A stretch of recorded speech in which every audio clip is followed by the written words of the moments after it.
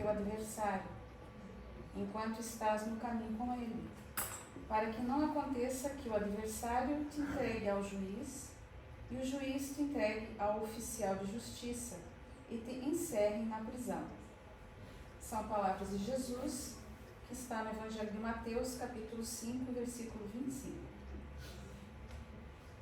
Muitas almas enobrecidas, após receberem a exortação desta passagem, sofrem intimamente por esbarrarem com a dureza do adversário de ontem, inacessível a qualquer conciliação. A advertência do Mestre, no entanto, é fundamentalmente consoladora para a consciência individual. Assevera a palavra do Senhor, concilia-te, o que equivale a dizer, faze de tua parte. Corrige, quanto for possível, relativamente aos erros do passado. Movimenta-te no sentido de revelar a boa vontade perseverante. Insiste na bondade e na compreensão. Se o adversário é ignorante, medita na época em que também desconhecia as obrigações primordiais e observa se não agiste com piores características. Se é perverso, categoriza-o à conta de doente e dementado em vias de cura. Faz o bem que puderes, enquanto palmilhas os mesmos caminhos, porque se for o inimigo tão implacável que te busque entregar ao juiz, de qualquer modo, terá então igualmente provas e testemunhos a apresentar. Um julgamento legítimo inclui todas as peças e somente os espíritos francamente impenetráveis ao bem sofrerão o rigor da extrema justiça. Trabalha, pois, quanto seja possível no capítulo da harmonização, mas se o adversário te desdenha os bons desejos, concilia-te com a própria consciência e espera confiante. Obrigada, Só. Agora convido a todos a fecharem os olhos para a oração de abertura.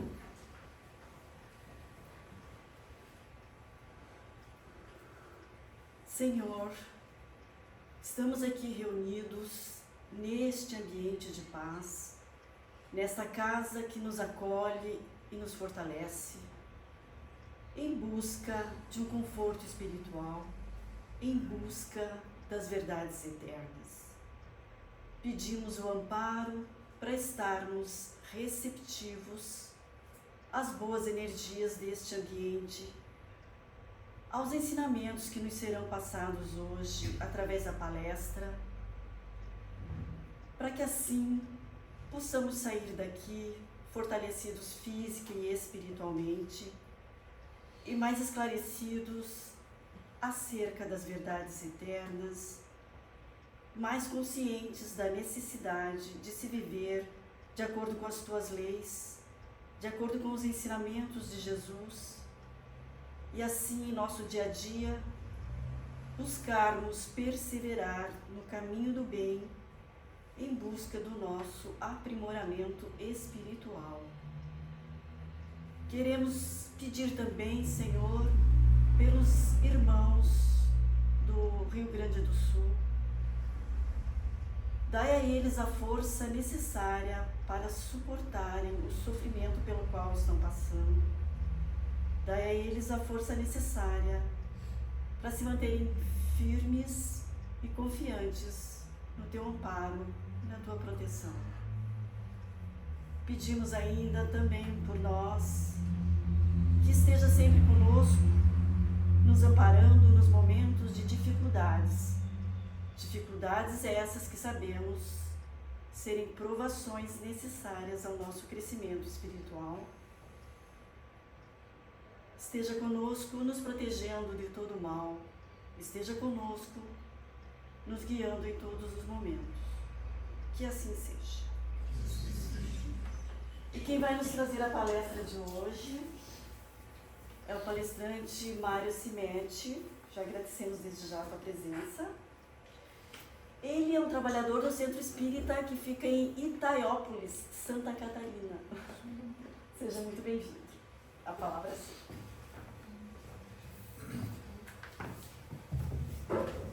Bom dia. Bom dia. Só colocar o slide.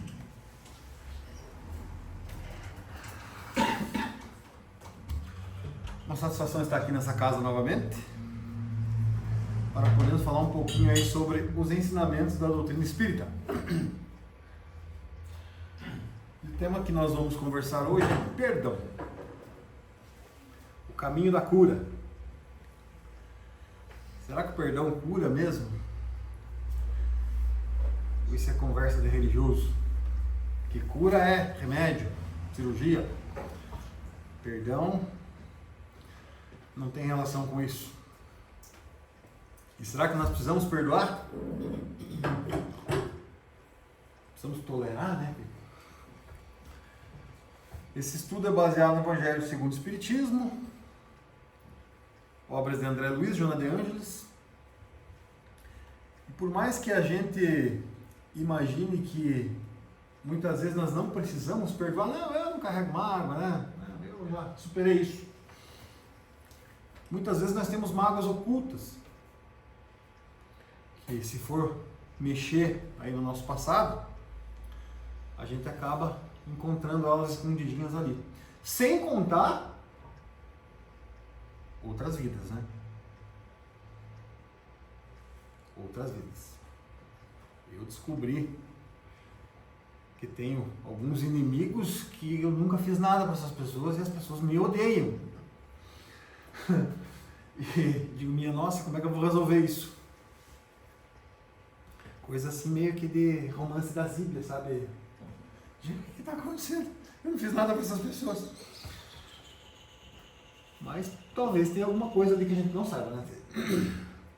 E todos nós temos. Que o nosso espírito já vem de milênios aí e muitas vidas. A quantia de encrenca que nós já arrumamos não é pouca coisa. E a importância do autodescobrimento, tem até um livro da Joana com esse título, Autodescobrimento, justamente para a gente entender o que se passa conosco, os sentimentos que nós alimentamos, que nós temos, que nada é em vão. Se eu tenho alguma dificuldade emocional, física, talvez lá no meu íntimo esteja a causa dela. E o Espiritismo nos ensina que a doença ela é uma construção nossa. É uma construção nossa. Hoje não só nossa, hoje nós podemos terceirizar um pouco. Relação com a alimentação, com excesso de agrotóxico na nossa água, com circunstâncias externas que muitas vezes não dependem de nós, que também nos adoecem. Mas tudo isso pode ser potencializado por mim, pelos meus sentimentos, já vamos entender um pouco melhor. Então sempre que nós nos magoamos com alguém, nos ofendemos, nós temos duas opções. A primeira é fazer o que Jesus nos ensinou, que é perdoar. Ou também podemos fazer essa aqui, ficar alimentando o veneno da mágoa e do rancor dentro de nós, trazendo esse sentimento à tona novamente. Porque, como dizem os estudiosos do comportamento humano, o nosso cérebro ele não diferencia ficção de realidade, certo? Por que quando a gente assiste um filme de terror, já assistiu um filme de terror? Faz muito bem. Alguém já assistiu um filme de terror? Por que a gente fica com medo? Se aquilo ali é uma ficção. Eu gosto de tirar sarro da minha mãe, ela gosta muito da novela. Quando ela começa a sofrer muito com a situação da novela, eu digo, mãe, isso aí são atores, essa minha Giovanna Antonelli, ela é uma atriz, é tudo combinado. Mas a pessoa sofre com a ficção, não é mesmo? Nós sofremos com a ficção. Eu assisti aquele filme lá daquele boneco assassino quando eu era adolescente, até hoje eu tenho pesadelo com aquilo. Isso causa um trauma e que o cérebro já não diferencia. Por que a gente acorda assustado? Aquele boneco nem existe. Então o nosso cérebro não diferencia ficção da realidade, por isso que a gente se emociona com um filme, com uma cena. E quando nós lembramos de uma situação difícil que nós passamos, nós trazemos todo aquele sentimento de volta, como se estivesse acontecendo. Quando eu falo, uma vez lá me sofri numa humilhação de tal pessoa, na escola, na minha família, todo aquele sentimento eu sinto novamente. Por isso que é ressentimento, você está ressentindo, sentindo de novo. Seja uma discussão, uma briga. E tem coisas que são marcadas, tem pessoas que conseguem tatuar, né? Uma discussão no teu peito, né? Você fica lembrando daquela coisa por muito tempo. Então nós ficamos alimentando esse veneno. Só de lembrar. O que a ciência já vem nos dizendo? Isso é bastante questionável, né? Nós podemos discordar. Mas já existem muitas teorias de que a espiritualidade, a fé, o bom humor ajudam as pessoas a se recuperarem, inclusive de cirurgias. O INCOR, que é o Instituto do Coração, o mais importante do país, já permite que religiosos vão lá, relacionados à religião daquela pessoa, para ajudá-la, para orar por ela, para dar uma mensagem, porque eles acreditam que a fé e a espiritualidade ajudam na recuperação dos pacientes transplantados. Inclusive eles estudam isso numa disciplina dentro do INCOR. E eu não estou falando bobagem aqui, gente, porque inclusive eu comprei um livro do Dr. Roque Savioli, que é o diretor desse hospital. Ele é um médico muito famoso no Brasil, vocês podem procurá-lo aí no YouTube. E ele é católico carismático, ele faz parte do movimento carismático da Igreja Católica, é uma pessoa de muita fé. E ele acredita muito nisso. Os hospitais que permitem a entrada dos doutores da alegria, palhaço em hospital, parece uma bobagem, né? Mas os médicos já reconhecem que quando eles vão lá, só a melhora de humor que acontece e a energia que começa a circular dentro melhora a condição de todos, inclusive de quem está trabalhando, principalmente dos pacientes. Eles já relacionam essa alegria que os doutores da alegria lá para aquelas crianças que estão lá sofrendo no hospital, ajuda na recuperação. Vamos às informações espíritas sobre o tema, dona Tere. André Luiz, no livro Nos Domínios da Mediunidade, fala que assim como o corpo físico pode ingerir alimentos venenosos que intoxicam os tecidos, também o organismo perispiritual absorve alimentos que lhe degradam, com reflexo sobre as suas células materiais. Então, o próprio perispírito nosso pode absorver energias que vão refletir no físico. André Luiz está dizendo aqui. Vamos adiante. No livro Autodescobrimento, Joana de Ângeles. Missionário da Luz. Autodescobrimento é o próximo. Missionário da Luz, André Luiz de novo. Fala que se a mente encarnada não conseguiu disciplinar e dominar suas emoções e alimenta paixões como ódio, inveja, sentimento de vingança, entrará em sintonia com irmãos inferiores do plano espiritual, que emitirão fluidos maléficos e irão impregnar o perispírito encarnado, intoxicando com essas emissões mentais, podendo levá-lo à doença.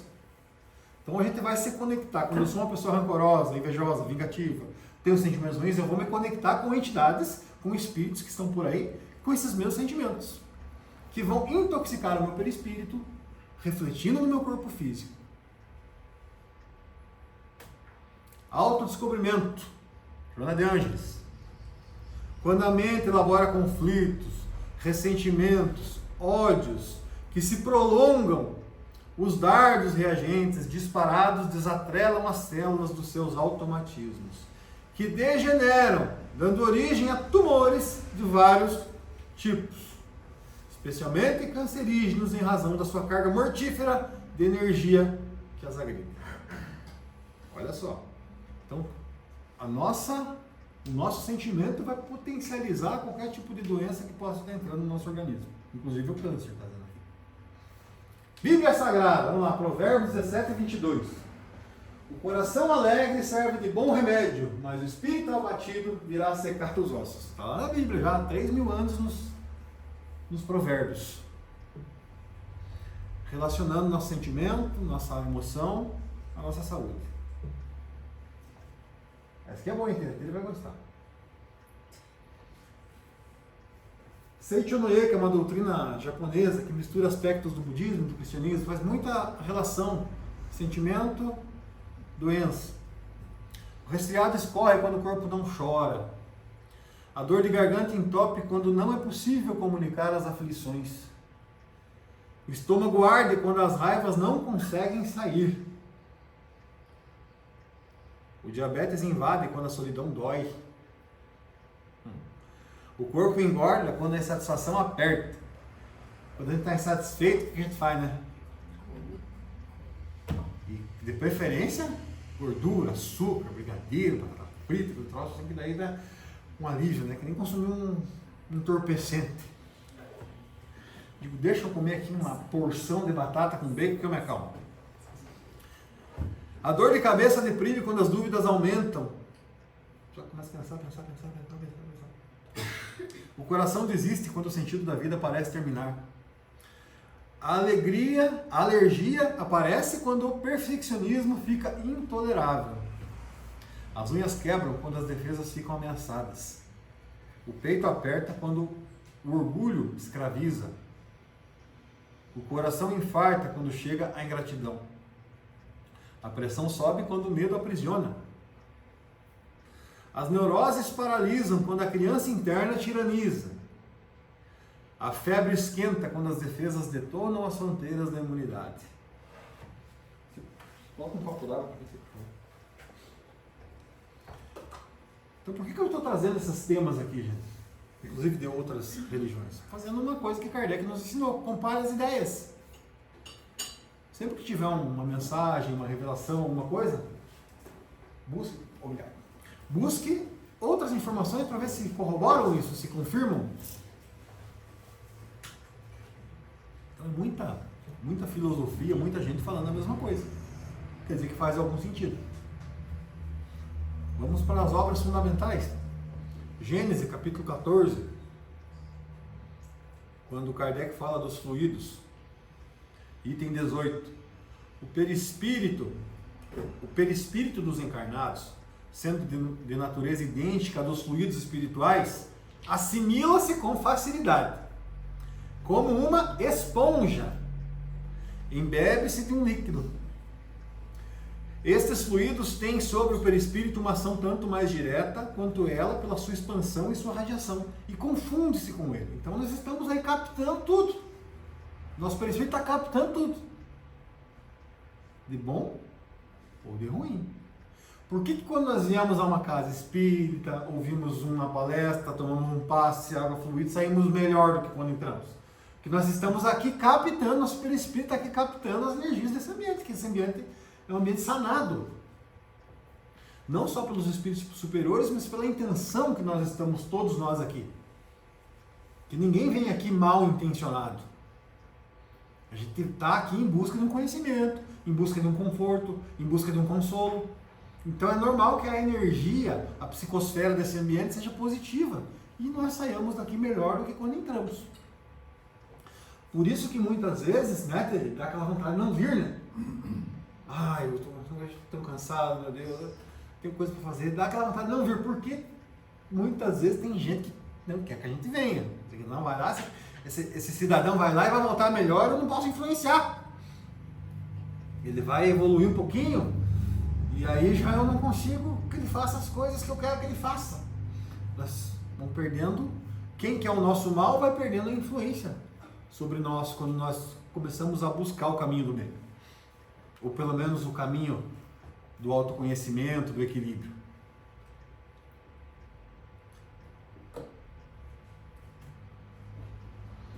Salgada pizza em braço. Estes fluidos, continuando aqui, estes fluidos, atuando sobre o perispírito, cada qual ao seu turno, reagem sobre o organismo material. Olha, mais uma informação das obras fundamentais nossas. Que esses fluidos que nós captamos, por aí, reagem no nosso corpo físico, nas nossas células materiais, com o qual esteja em contato molecular. Se os eflúvios forem de boa natureza, o corpo ressente-se de uma impressão salutar. E se são maus, a impressão é penosa. Se malignas forem permanentes e enérgicas, podem determinar desordens físicas. Se isso for contínuo, vai interferir no meu físico. Certas doenças não têm outra causa. Está lá na Gênesis, capítulo 14. Quem já conversou com alguém e falou assim, meu Deus do céu, parece que tirou minha energia. O Dário gosta de falar do vampirismo, né? A pessoa que vem e arranca a tua energia, de tão negativa que ela é. É um vampiro. Ele precisa da tua energia para ele sobreviver. Está aqui. As energias estão por aí. No ambiente, nos espíritos, nas pessoas.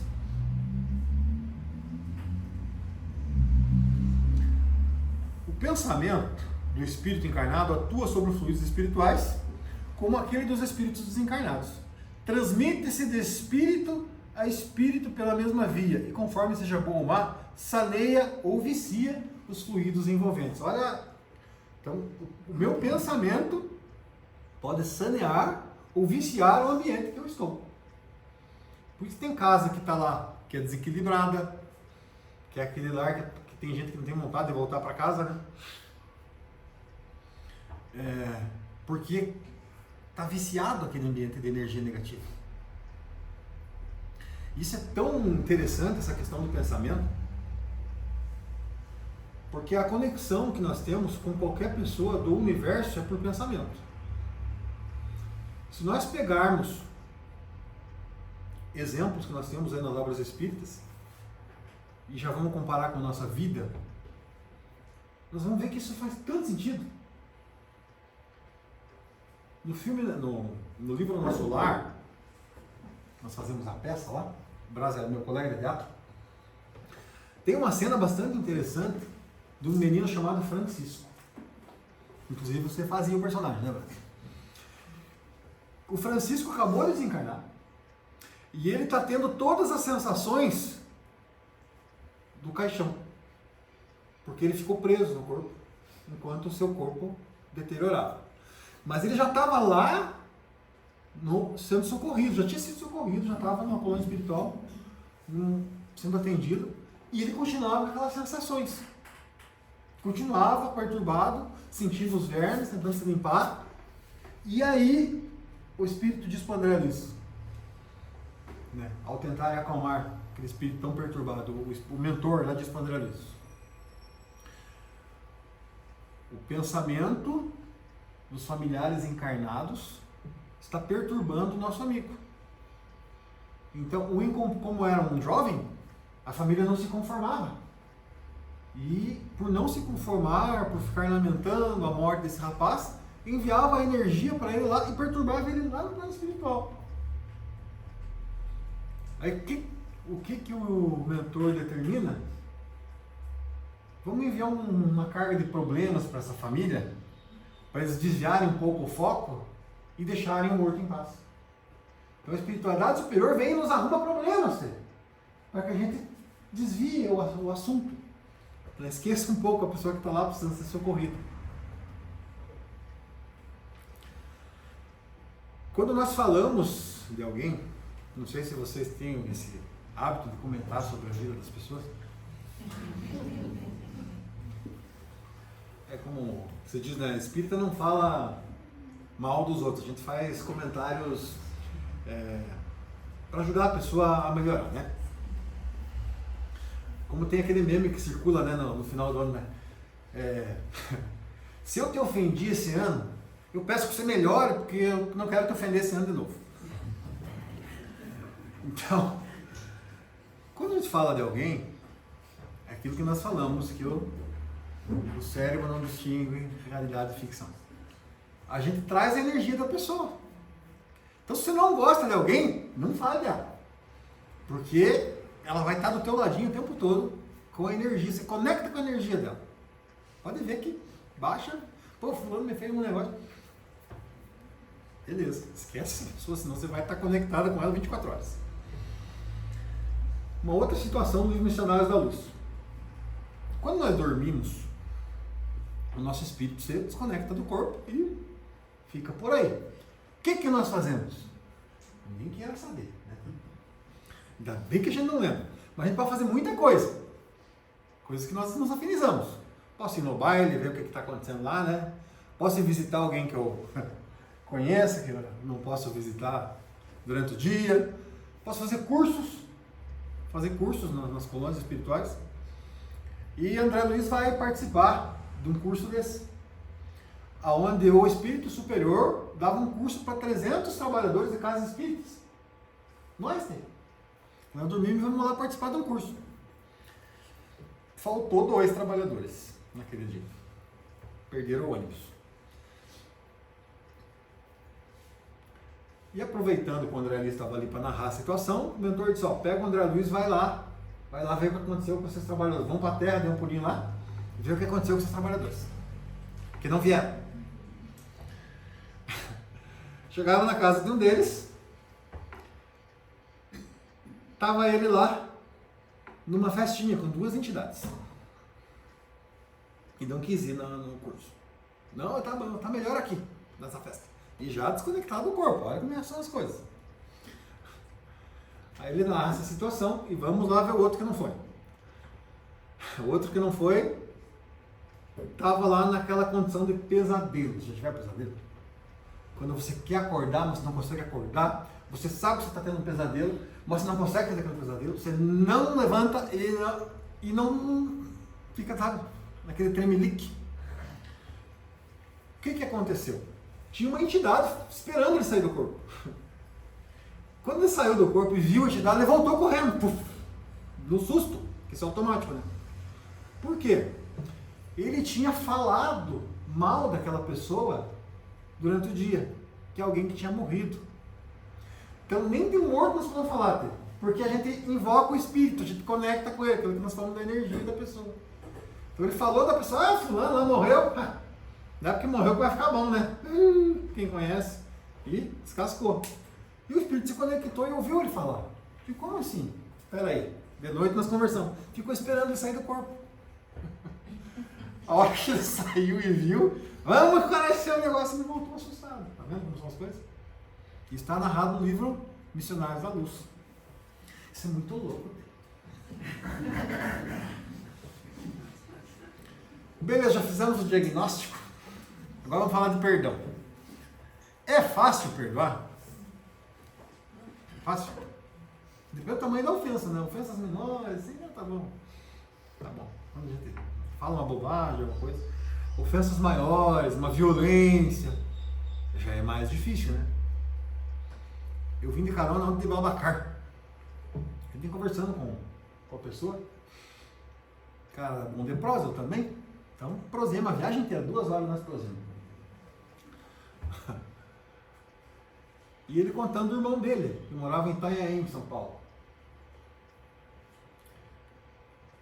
Na eleição de 2018, que foi aquela brigaceira, né?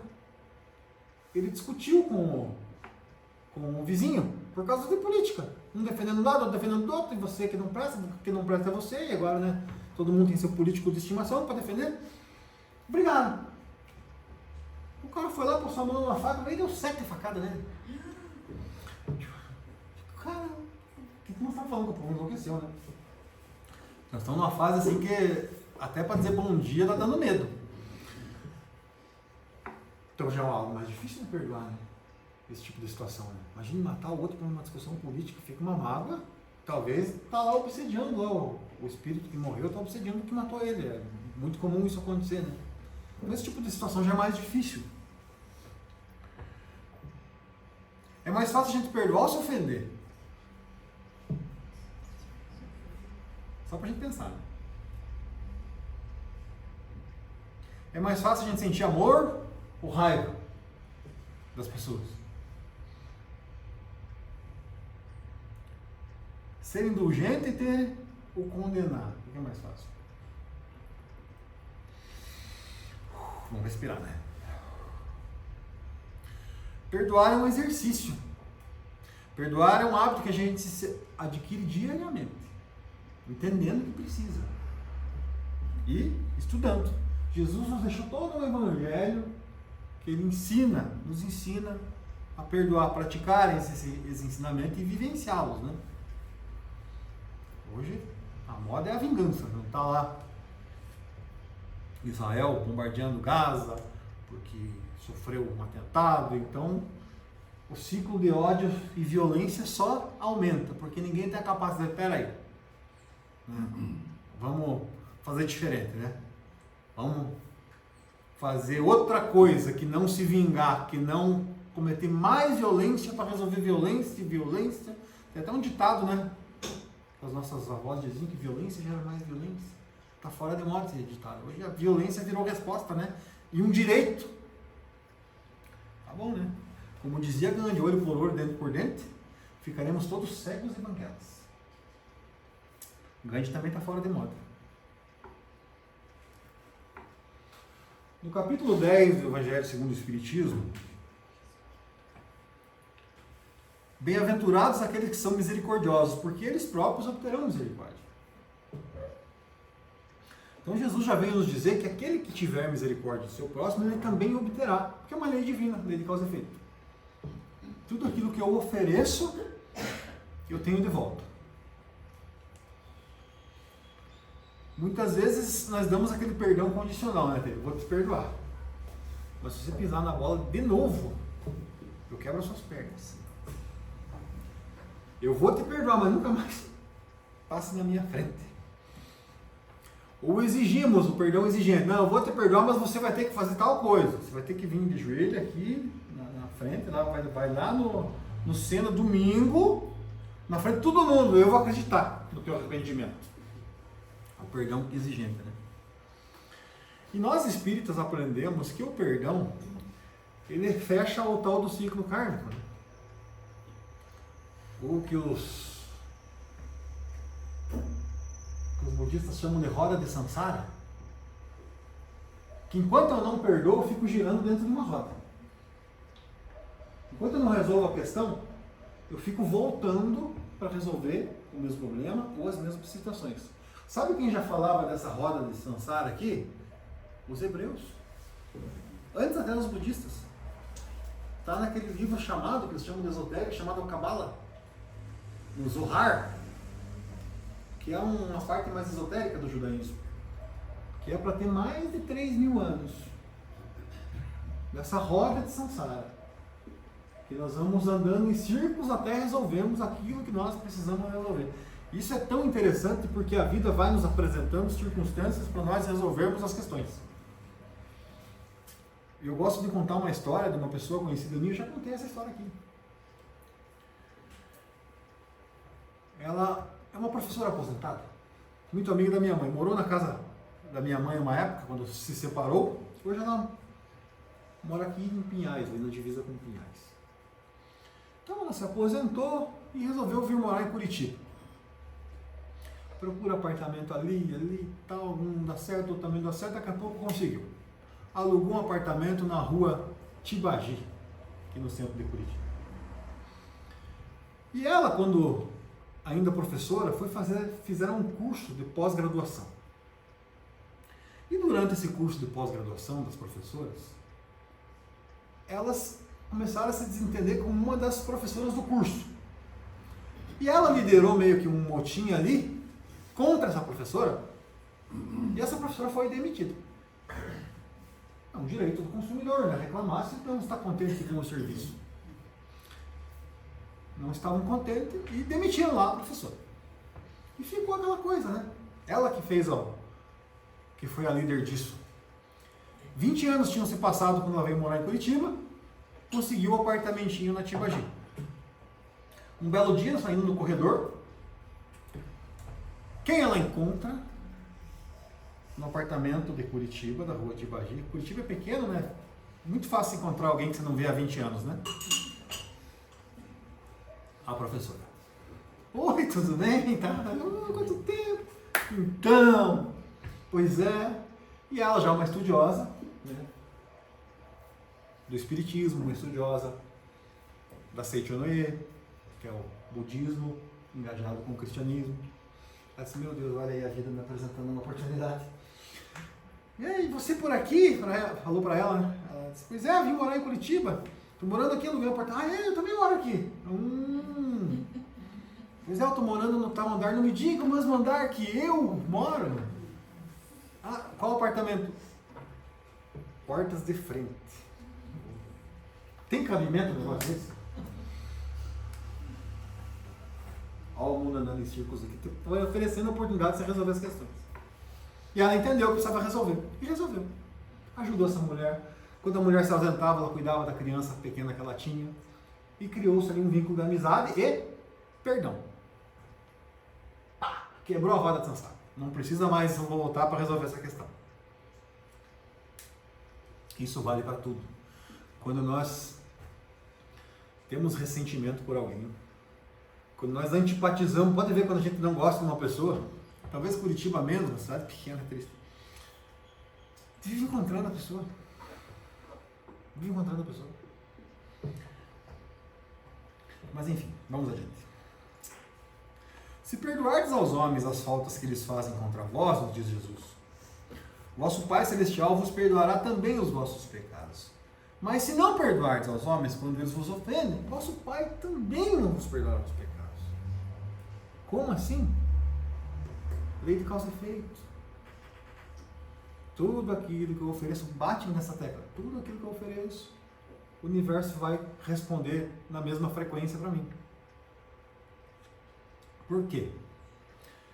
Nós só estamos aqui reencarnados neste mundo de provas e expiações, onde habitamos aqui espíritos de terceira ordem, ainda imperfeitos, porque Deus nos dá a oportunidade.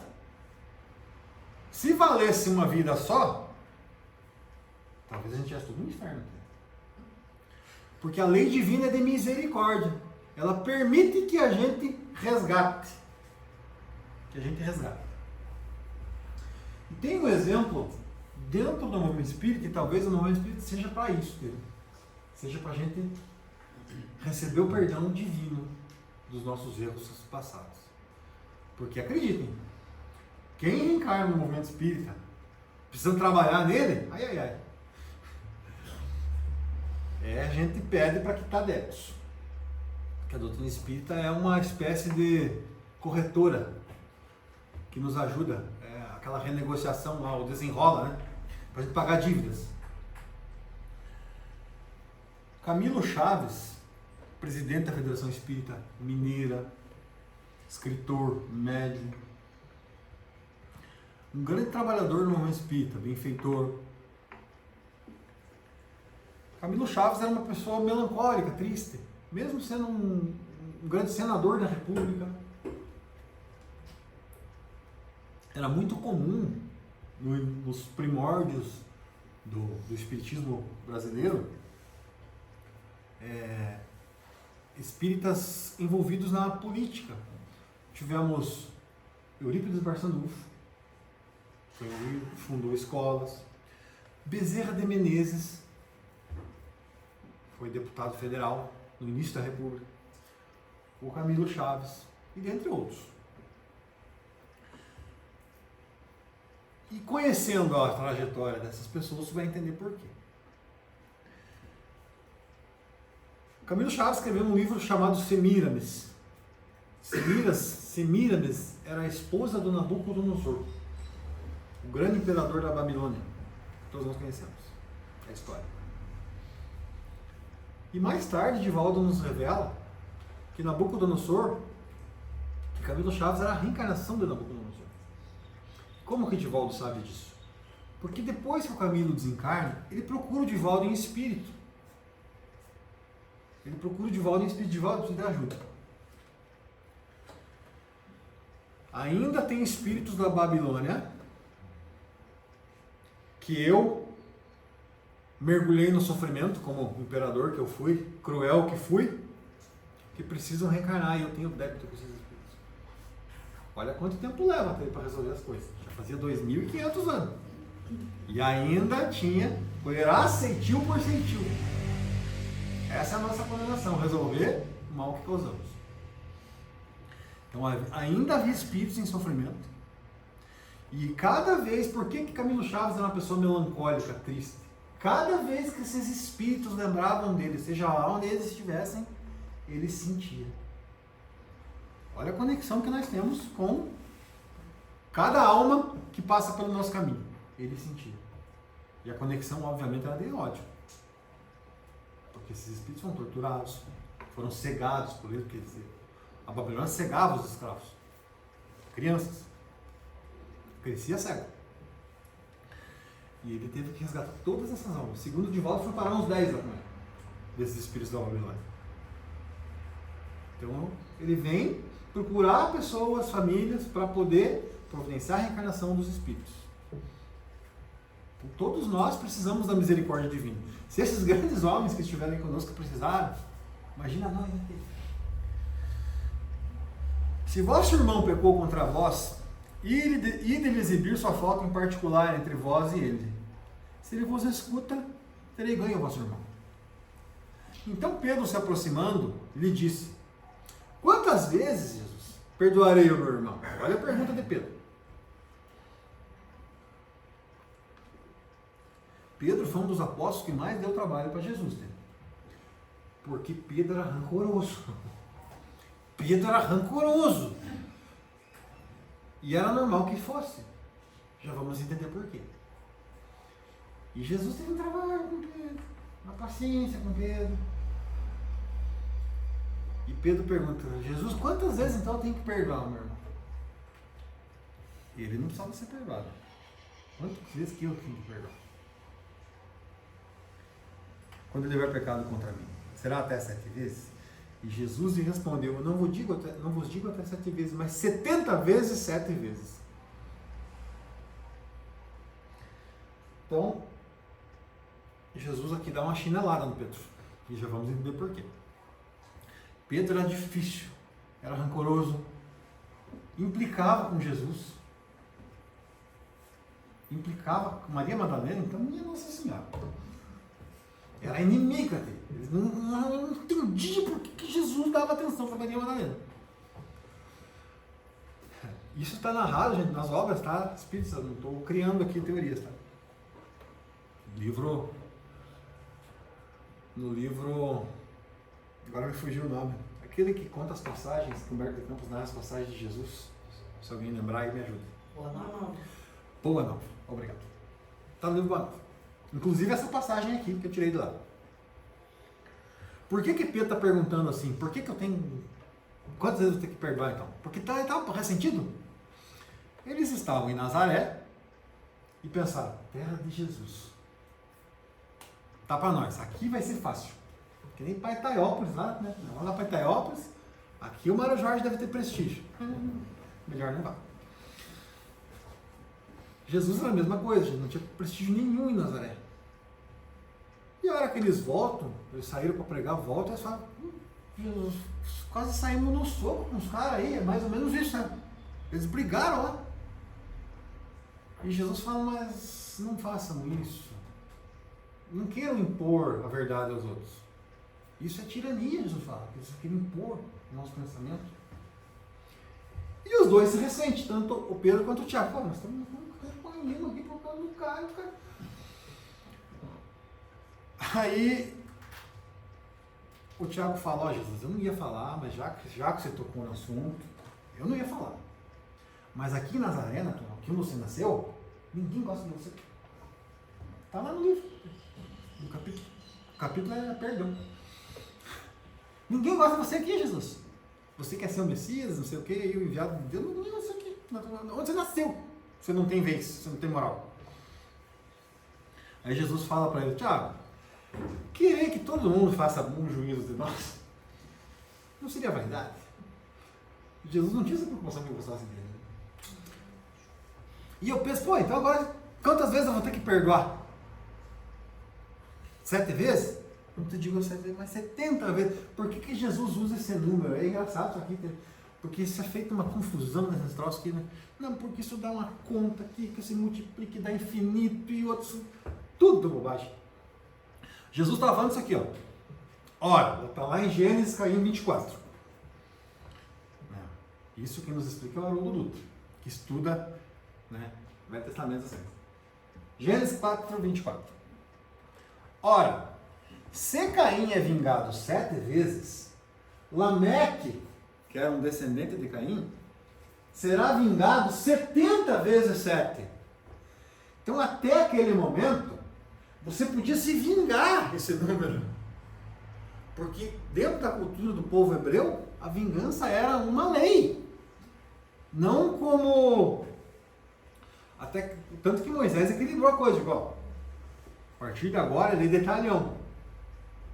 O que na época foi positivo, porque senão alguém me fazia uma ofensa, uma discussão política, eu vou lá matar a pessoa. É meio desproporcional, né? O que é a lei de talhão? Olho por olho, dente por dente. Se o cara me arrancou um dente, eu vou lá e arranco um dente dele. É isso que a lei me permitia. Não permitia que eu fosse lá e matasse ele, nem a família dele. Que era o que acontecia. Então Moisés dá uma equilibrada no negócio. E podia, a vingança era uma cultura comum nessa sociedade. E o que Jesus faz? Inverte. Não tem mais esse negócio de se vingar 70 vezes, 7 vezes. Perdoa 70 vezes, 7 vezes. Invertendo uma lógica do Velho Testamento. Que Jesus fez muito.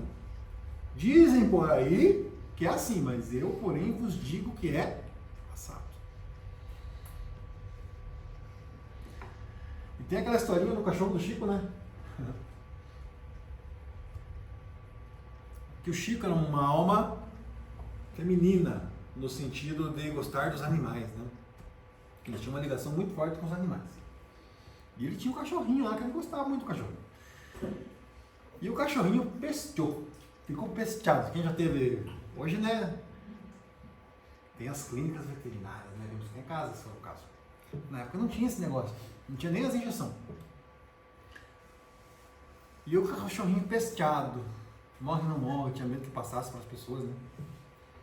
E a irmã do Chico, vendo aquele sofrimento do cachorro, e o sofrimento do Chico, mas esse cachorro, olha, o Chico todo dia lidando com esse cachorro, tem um monte de coisa para fazer, atender as pessoas, medir psicografia.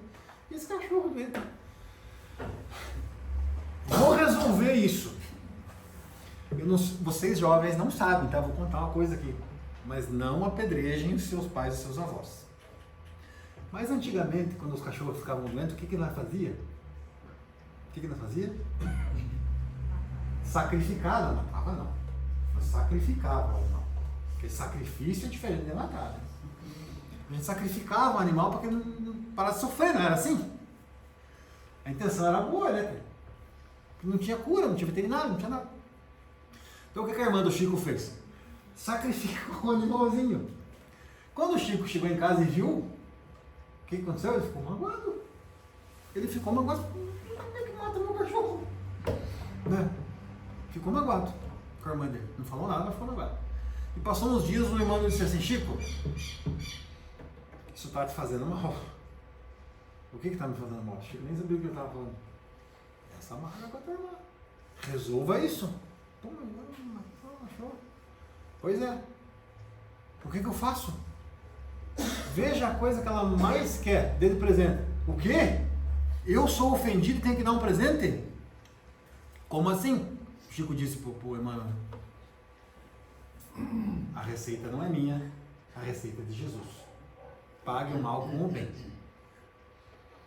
Chico foi lá, comprou uma máquina de costura. Gente, comprou uma máquina de costura na década de 50, era que ele comprou um carro zero. Chico foi lá, comprou uma máquina de costura para a irmã dele. E deu de presente. E ficou tudo bem e resolveram a situação. Então, quando a gente está magoado, que receita nós estamos usando aí? A receita de Lameque, vamos se vingar 70 vezes, 7 vezes. Digo, eu não me vingo. Como é que é? Aquele pensamento do Bop, né? O perdão é com Deus, eu só providencio o encontro. Estão querendo providenciar um encontro. Digo, não. Eu só oro para que um caminhão passe por cima da pessoa, mas eu não estou dirigindo o caminhão. E aí vem Jesus e conta uma parábola, depois de dar essa chinelada no Pedro, ele vai contar uma parábola. Esse Jesus com essa história aqui, né? Parábola do servo impiedoso. Então o Senhor chamou o servo e disse: servo mau, cancelei toda a sua dívida, porque você me implorou. Ele tinha perdoado uma dívida de um servo que não podia pagar. Não posso pagar. E o que esse servo fez? Foi grato. Esse servo também tinha uma pessoa que devia para ele. E ele foi lá cobrar a pessoa. E ameaçou a pessoa. Você vai me pagar. E o Senhor chamou esse servo de servo mau. Eu cancelei toda a sua dívida porque você me implorou. Você não devia ter tido misericórdia do seu conservo? Se eu tive com você? Seu ingrato. Irado, seu senhor entregou aos torturadores até que pagasse tudo o que devia. Assim também lhes fará meu Pai Celestial, se cada um de vocês não perdoar de coração o seu irmão. Jesus dá umas chineladas assim, né? Se cada um de vocês não perdoar o seu irmão, a lei de causa e efeito vem inteirinha para você. Porque você tem um monte de dívida para pagar. Você, nós, todos nós espíritos aqui encarnados, terceira hora, segundo, provas e expiações. Porque a gente tem muita dívida. E se não tiver perdão, a gente não sai daquela rota. Nós vamos ficar numa eterna vingança. Hoje eu me vingo da Tere. Aí a hora que ela tiver uma chance da vida, me dá uma rasteira, né? E nós vamos de rasteira em rasteira caindo. Ambos. E para nós encerrarmos, vamos contar aqui a história da crucificação de Pedro, que está narrada no livro Antologia Mediúnica de Natal. Então, Pedro foi retirado do cárcere com o coração varado de angústia.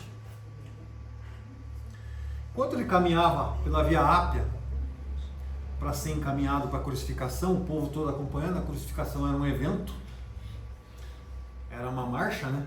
Nós tivemos aí a marcha para Jesus, a chuva atrapalhou, né? Tinha a marcha da crucificação.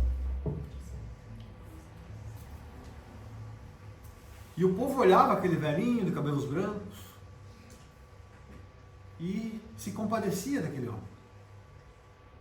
Porque Pedro tinha ajudado a maioria daquelas pessoas que estavam ali.